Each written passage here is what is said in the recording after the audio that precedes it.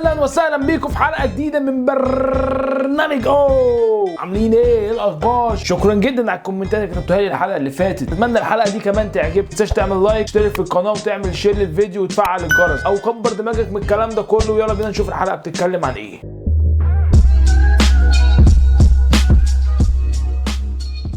نبدا ونشوف اخبار الاندر جراوند. عندك مثلا عزيز مرقه عامل حفله في الجامعه الامريكيه يوم الجمعه الجايه ب 250 جنيه. نفس اليوم شارموفرز عاملين حفله. نروح فين احنا دلوقتي؟ عندك مثلا الحفله بتاعت مسار اجباري اللي كانت معموله يوم 2 مارس، تمام، اللي هي اتاجلت شهر وبقت حفلتين في يوم، والقصه اللي احنا اتكلمنا عنها قبل كده اتلغت اصلا. رابع حاجه عندك مشروع ليلى نزل البوم جديد، او هو ما فيش، مش البوم ولا حاجه يعني، ما فيش كل الاغاني قديمه، ما فيش غير اغنيه واحده بس هي اللي جديده يعني. بس دي كانت اهم اخبار حصلت في الاندر جراوند.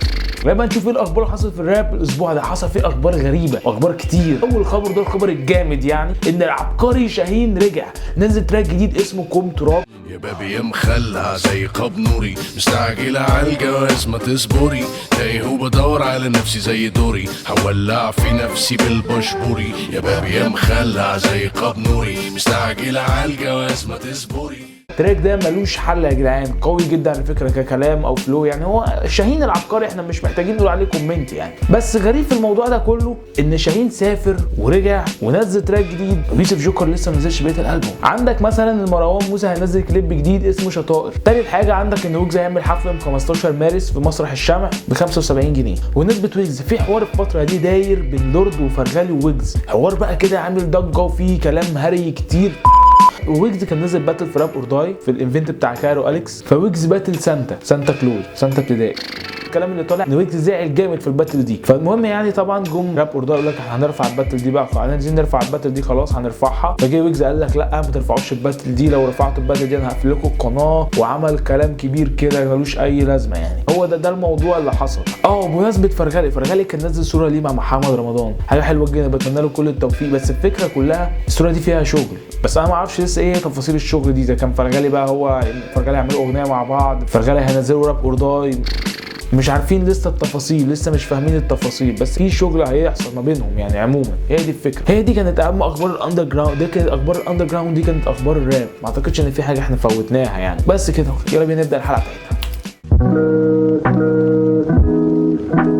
عندك سنة 1988 الحدث اللي قلب الدنيا، شقلب البشرية كده ووراهم عصر جديد، ظهور أول فيلم سينمائي كان اسمه راوند هاي جاردن. كان إنتاج المخرج الفرنسي لوي لبرانس. كان هو عبارة عن ثانيتين، جايب 12 صورة وطبعهم في بعض طلع لك فيلم ثانيتين. بدأ أول منافس حقيقي للمسرح. المسرح كان مستبد، مش في أي حاجة تعرف تقف قدامه، كان ليه شعبية كبيرة جدا لحد ما جت السينما. عندك في ربع القرن الأول سنة 1902 بالظبط ظهر أول قسم من أقسام السينما الصامتة. كان عبارة عن فيلم ما فيهوش صوت، تقعد الممثل بيوصل لك الاحساس او اللي هو عايز يوصله لك بالحركات، بس كان بيبقى فيه مزيكا. المزيكا دي هي بتبقى لغه الحوار اللي بتحصل في الفيلم. طبعا السينما الصامته دي كان ليها ممثلين مشهورين جدا ومبدعين جدا في الموضوع ده. عندك مثلا تشارلي شاربن، اوليفر هاردي، ستان لورال، ناس كتير جدا كانوا عظمه في المجال ده. السينما الصامته قعدت 25 سنه لحد 1927. حصل حاجه تانية قلبت الدنيا، ظهور اول فيلم فيه كلام، كان فيلم اسمه ذا جاز سينجر. من هنا بقى بدات الافلام اللي فيها الكلام لحد وقتنا هذا. كل ده جميل جدا لحد 1929، وهنا حصلت المفاجاه،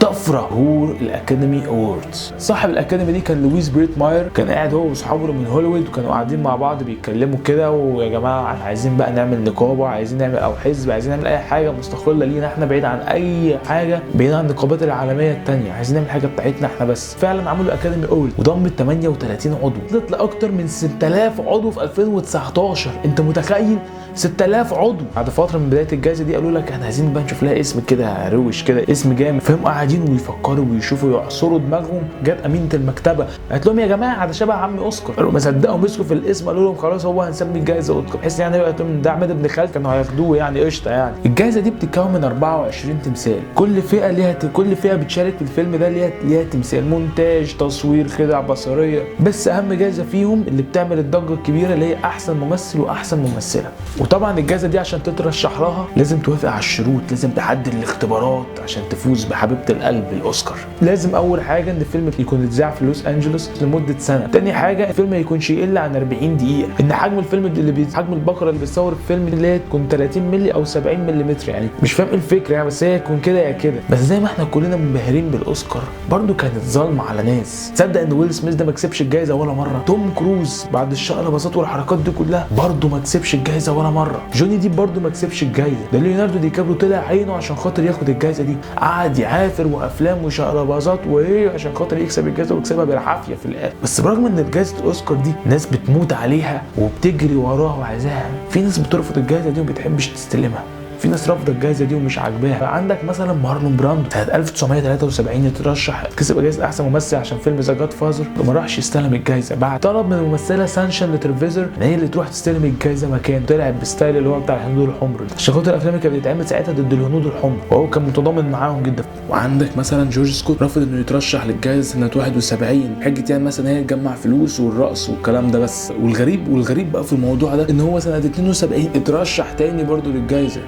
وزي ما في ناس رفضتها وناس ما خدتهاش. عندك فيلم تايتانيك خد 14 جائزه اوسكار، رقم قياسي. وعندك مثلا الممثل والت ديزني ترشح 59 مره وخد الجائزه 26 مره، خد التمثال ده 26 مره. بس برضه مش غريب ان الافلام العربيه ملهاش دور في جائزه الاوسكار، في اكتر من 30 فيلم ترشحوا عربي، اشهرهم فيلم محطه مصر بتاع يوسف شاهين او فيلم صلاح الدين اترشحوا، بس برضه ما فيش فيلم وصل للمراكز النهائيه في التصفيه. ده بيرجع برضه لاختلاف الامكانيات والاوضاع السياسيه والافلام اللي مبقاش مصروف عليها زي بره كده يعني. هي دي حدوته الاوسكار كلها من سنه 1929 لحد 2019 اللي خدها رامي مالك. اتمنى تكون الموضوع ده عجبكم، ما تنساش تعمل لايك وسبسكرايب وشير وتفعل الجرس، وتستنوني الاثنين الجاي في حلقه جديده مهمه جدا. سلام.